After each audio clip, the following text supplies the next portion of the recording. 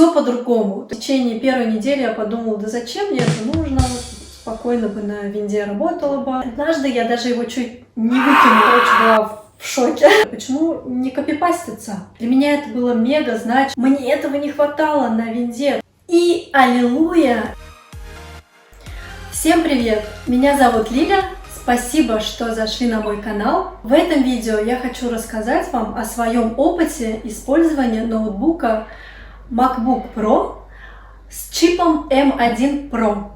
Сразу скажу, что я не являюсь техноблогером, каким-то крутым экспертом. Я обычная девушка, которой ноутбук нужен для работы. Поэтому я простыми словами расскажу о своем опыте, без каких-то замудренных фраз, половину которых я действительно не понимаю, когда смотрю техноблогеров. Информация может быть вам полезной. Вы сопоставите мой опыт и ваш, и собственные запросы, и сможете ответить на вопрос, нужен вам такой ноутбук или нет. Стоит ли переходить с Windows на Mac или с какой-то другой версии MacBook чипа на версию MacBook Pro с чипом M1. Или если у вас уже есть MacBook, то сможете узнать определенные фишки, которые узнала я и использую в работе, и также ими воспользоваться. Важная предыстория, почему я перешла с Windows на macOS. Итак, мне нужен был ноутбук для дизайна, чтобы цветопередача была яркой, насыщенной, такой же, как на телефоне. До 2020 года я пользовалась ноутбуком на винде. И у меня был большой монитор, откалиброванный по цветам, как мне было нужно. Но потом случился переезд, и монитор пришлось оставить в другой стране. А ноутбук мой был тусклым, цвета вообще он не передавал корректно. И также еще огромным и тяжелым. Огромный блок питания, и сам ноутбук был тяжеленный. А также на работе у многих коллег был Mac. И мне тоже захотелось. Была определенная сумма денег, и поэтому я решила купить базовую комплектацию. Я оставлю характеристики. Смотрите, пожалуйста, какие. Он был 2019 года. Вообще с минимальной оперативкой 8 гигабайт. Цена самая низкая была 1000 евро, поэтому я его взяла. Что я на нем делала? Это очень важно, потому что дальше я расскажу про новый уже ноутбук. Я в нем работала в фотошопе, с табличками Excel, Google Диск, серфила в интернете, лазила на ютубе и немного смотрела фильмы. И почти 3 года этот ноутбук мне подходил для моей работы. С фотошопом он справлялся отлично, без нареканий. Ноутбук был классным. С чем я столкнулась при переходе с Windows на macOS? Я как сейчас помню, что при переходе на MacBook я столкнулась с рядом сложностей. Первое, это все по-другому, то есть операционная система, она другая. Нет привычной файловой системы, нет проводника, такого как на ноутбуке на Windows. Также для меня, как для человека, специалиста, который работал с изображениями, очень сильно важна была следующая функция. Мне нужно было перелистывать фото.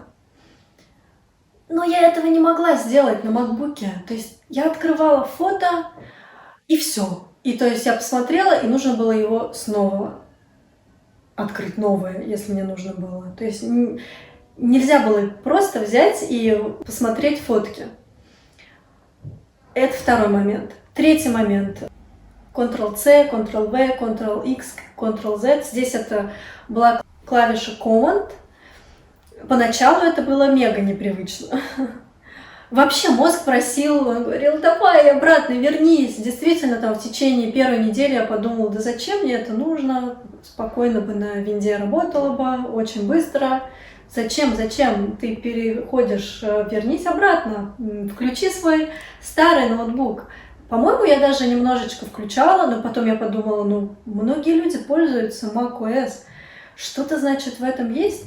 продолжай, пробуй дальше. И таким образом в течение 2 недель тебя действительно ломает, все непривычно. Работы было настолько много, что в течение месяца так я уже и позабыла про прошлый свой ноутбук. Смотрите видео до конца, я расскажу фишки, которые мне помогли в работе.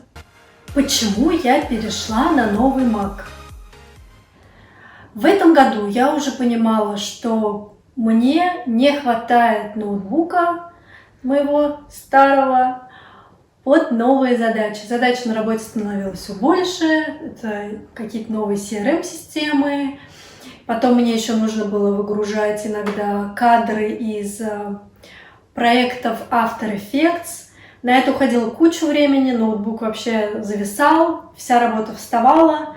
В одно время у меня вообще было такое ощущение, что, то есть, я сижу, работаю, и он завис, а мой мозг думает быстрее, чем работает MacBook. И однажды я даже его чуть не выкинула. Вот у меня был настолько вот такой момент. Я, была в шоке. В шоке от того, почему он так медленно работает. Огромное спасибо программе Clean My Mac. Спасибо за помощь. Она действительно на какое-то время мне помогла. Получается, я очищала память с помощью этой оперативку, да, и более-менее еще работала. Потом я поняла, что нет, этот ноутбук, к сожалению, мне больше не подходит. Я еще хочу, мне интересно там другие программы изучать. Еще такой момент был, что я вообще, кстати, на предыдущем MacBook'е вообще не хранила файлы. У меня было ничего, 0. То есть я сохраняла в Photoshop файлы, отправляла их, сразу удаляла. То есть никакие фотографии, никакие личные документы. У меня было ровным счетом 0, ничего. То есть ноутбук действительно был чисто для работы, и иногда я смотрела ютубчик и фильмы. Все, без хранения файлов. Поэтому базовую модель MacBook Pro 2019 года, 8 гигабайт оперативки на чипе Intel, я не рекомендую для работы. То есть, если Photoshop окей, без хранения файлов, да, для каких-то менеджерских функций, типа посмотреть почту, отправить ответ, переписки, там таблички, да, еще можно. Но для программ монтажа не подходит совершенно. Я не знаю, если честно, я не знаю, если кто-то монтирует видео на таком ноутбуке базовом Pro 2019 года, не знаю, как они это делают, потому что у меня лично все зависало. То есть, если какие-то новые программы открыты, куча вкладок открыта, оперативная память, там в Safari много прикрепленных, Google Доки, оперативка полностью забивалась. Хотя у меня еще была надежда, и на предыдущем MacBook'е я поменяла клавиатуры. От усердной работы у меня стерлись некоторые клавиши. Я побежала быстрее в сервисный центр и думала, пока еще есть на него кнопочки, я быстрее поменяла. Надежда была, что он будет у меня работать. Колебания между Mac'ом и Windows. Проба на Windows. Я посмотрела цены весной этого года. Базовую версию я уже не рисковала бы покупать, поэтому я смотрела версии покруче. Побольше оперативки, побольше памяти для хранения файлов уже на ноутбуке. Но они настолько сильно взлетели, я, удивилась. И у меня был страх, что куплю я сейчас MacBook, и вдруг он снова будет тормозить. Пусть даже Pro, и за такие деньги баснословные, будет тормозить. Да, действительно, я решила попробовать ноутбук на винде. Быстрый, шустрый, красочный, все круто, монитор был побольше. Несколько причин, которые для меня при обратном переходе были мега значимыми. Буфер обмена. То есть, например, если у тебя телефон iPhone, то он полностью совместим с Mac'ом. Это значит, когда ты копируешь что-то на телефоне, а затем вставляешь его на ноутбук, это делается за секунды, без проблем. Мне этого не хватало на винде, то есть я сижу, мне по работе нужно было вводить, там, зарегистрироваться там-сям на всяких, во всяких учетках, приходят коды, я сижу, скопировала на телефоне, вставляю на ноутбук. Я действительно не понимала, почему он не реагирует, почему не копипастится. И в обратном порядке тоже. Ни за что не могла подумать, что настолько это может быть важно. Причем то же самое получается, если ты начинаешь работу в заметках, допустим, на телефоне, то сразу же в заметках отображается и на ноутбуке. То есть вот такая передача данных. Оказалось то, что клавиши все-таки на MacBook намного удобнее, чем на Windows. То есть этот Ctrl-C-V-X-Z, он очень сильно далеко на винде находится. А здесь Command-C-V-X-Z настолько близко, это мега удобно, особенно для тех, у кого маленькие пальцы. Ну, для девушек будет удобно, действительно. Я решила накопить несколько зарплат и купить все-таки MacBook Pro на чипе M1 Pro. Почему не чип M2 Pro? Потому что начали писать, ноутбук перегревается. Я оставлю здесь характеристики своего ноутбука, который на текущий момент у меня. Но самое главное, я сразу же отмела базовую версию, да ну ее, потому что боялась действительно, что будет тормозить, и чем больше оперативки, чем больше объема памяти, тем лучше.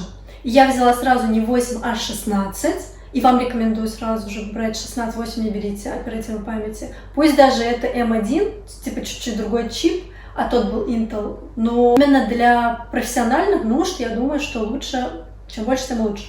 Дальше, получается, я взяла терабайт, чтобы наверняка я могла хранить и не удалять постоянно с ноутбука файлы. И, аллилуйя, я была настолько в шоке от того, какой же новый MacBook крутой. На текущий момент я пользуюсь им 3 месяца и могу рассказать про плюсы. Сразу скажу, что он не перегревается, отличное у него охлаждение. Вот здесь находится охлаждение. Может быть, чуть-чуть, вот когда рендерилось одно видео немного, долго, то чуть-чуть, как будто бы он, теплым стал. Но и все. Я его пока не использую там с 9 до 6, но активно пользуюсь им. Зарядки хватает надолго. Я заряжаю, мне кажется, 1 раз в 1,5 где-то дня. Но я думаю, при активной работе, наверное, 1 раз в день. Причем заряжается, кстати, очень быстро. Также отличный звук. Потом из плюсов работает быстро. Большой объем памяти. Оказалось, вот это не Ростест, дешевле намного, чем Ростест версия. Причем отличия совершенно никаких нареканий нет. Раскладка удобная, гравировка крутая. Сразу, кстати, сделали в магазине. Предыдущий MacBook у меня был на диагональ 13, здесь 14. Я оставлю фото, сравнение, да, но вот 14 намного больше экран. То есть это не 1 дюйм, это намного, как будто бы вообще супер круто. То есть я не использую дополнительный монитор. Рендерилась без ошибок, ничего не подвисает. After Effects я еще не пробовала. Пробовала Premiere. Также хочу попробовать Final Cut и DaVinci Resolve. MacBook красивый, стильный, приятный на ощупь. Вот у меня Space Gray цвет, он действительно очень классный. Вес и габариты. Да, этот ноутбук, он чуть-чуть потолще, чем предыдущий. Ну и ладно, зато он круто, быстро работает. И, в принципе, я его уже с собой брала. Помещается в рюкзак. Очень удобно, не тяжело. Совместим с любой техникой Apple. Беспроводные наушники вообще быстро переключаются. На предыдущей версии вот не было такого быстрого перехода. То есть, например, если я смотрю видео с телефона, подхожу к ноутбуку, он сразу уже запрашивает, нужно, говорит, сконнектиться или нет. Много портов. В предыдущей версии мне не хватало портов, и у меня был специальный такой переходник. А здесь Type-C 3 порта, потом для наушников даже здесь есть проводных. Далее есть карта памяти. Для карты памяти, например, от фотоаппарата можно сразу ставить. И переходник, я не знаю, как он называется, но фотографию я его оставлю. Также на этом ноутбуке немного отличается разъем зарядки. И оказывается, он действительно очень крутой. На предыдущей версии это был Type-C. И если, например, нечаянно дернуть, то он с ноутбуком и мог бы покатиться. По-моему, я даже один раз уронила так ноутбук. А здесь, если его потянуть, то он просто открепится. Он магнитный и называется MagSafe. И вот так он втыкается автоматически. Например, заряжаете. И вот так вот легко. Все, вот. Вы его вытаскиваете. И также он быстро втыкается. Все. Хоп. Все. MagSafe крут. Все на самом деле устроено логично. Проводник здесь Finder. Можно также в Finder этот закрепить папочки, которые вам необходимы. Я, например, YouTube вынесла пока что. Также программы здесь все отображаются в Launchpad. Нижняя панель мега удобная. Туда можно вынести все программы, которыми вы пользуетесь. Я, например, вынесла тот же самый YouTube папку. Удаление, кстати, здесь не просто одной кнопкой, а Command-Delete. То есть нужно нажать две кнопочки, чтобы удалить программу. Чтобы установить программу, тут есть определенная фишка. Раньше я думала, просто кликала, и почему, думаю, не особо устанавливается, непонятно. Вроде установился, вроде нет. Оказывается, нужно просто перетащить из одной папки в другую при установке программы. Удобно на macOS и, конечно же, на этом MacBook то, что не нужно 100 лет тратить на установку и удаление программ. На macOS очень сильно отличается привычное понимание окна, его сворачивание. Привыкнуть действительно тяжело. Отличается местоположение, закрыть, свернуть, действительно напрягает. Есть такой минус, как огромная зарядка, но она, в принципе, была и на предыдущих версиях. Огромная и тяжелая. По дне Ростеста для нее еще нужно будет купить специальный переходник на русские розетки. Я купила один блок для всех устройств.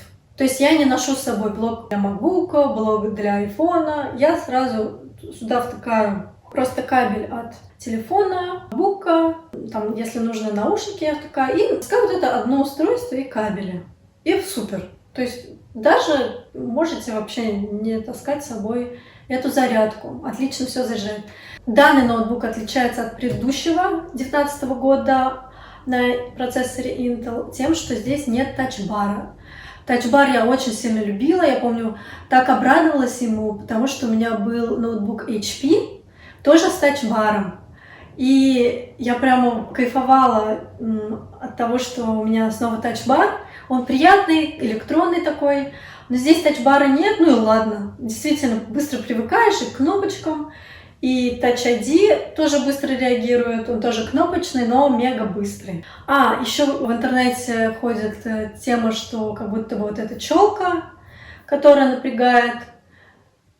Мне абсолютно без разницы на нее. Вот один день я ее заметила при распаковке, похихикала и все, короче, и забыла. И действительно, он, кстати, только на рабочем столе его видно. Вот когда, например, открываешь заметки, то эту камеру, челку уже не видно. Так, еще есть отсутствие надписи на передней панели о том, что это MacBook Pro. То есть тем, кто делает фотографии со своей стороны, тем, кто любит понтоваться, вот этой надписи нет, но мне она и не нужна. Но яблоко с той стороны, оно осталось. То есть те, кто не разбирается в технике, не поймут, что с этой стороны, что это в соцсетях, например, что это MacBook. То, что нельзя перелистывать фотографии, я нашла такое решение. Это бесплатная программа Pixea. Устанавливаете ее и с помощью нее открываете файлы и можете перелистывать. Потом, очень классная тема, как режим предпросмотра. То есть не обязательно нужно открывать файлик, чтобы посмотреть. Наводим мышкой на файлик и нажимаем пробел. Чтобы закрыть, опять нажимаем пробел. Таким образом можно смотреть не только фото, файлы, но и музыкальные, и Word, и любые документы. Например, если это музыка, то можно даже прослушать какой-то фрагмент. Итак, на мой взгляд, MacBook Pro M1 Pro отличный ноутбук для менеджеров, это 100%, потому что быстро-шустро будет работать. Для дизайнеров и монтажеров также подходит. Отличная цветопередача, быстрая скорость работы. Серфить в интернете, наверное, можно купить 8 гигабайт оперативной памяти, вот базовую комплектацию. Pro будет получше, чем Air по цветопередаче, по дисплею. Напишите, пожалуйста, комментарии, чем понравилось это видео. Может быть, вы чем-то поделитесь со мной интересным, какими-то вашими лайфхаками. Напишите, пожалуйста, свой опыт использования MacBook, какая у вас версия. Спасибо огромное вам за просмотр. С вами была Лиля Бикти. До встречи в следующих выпусках. Пока-пока.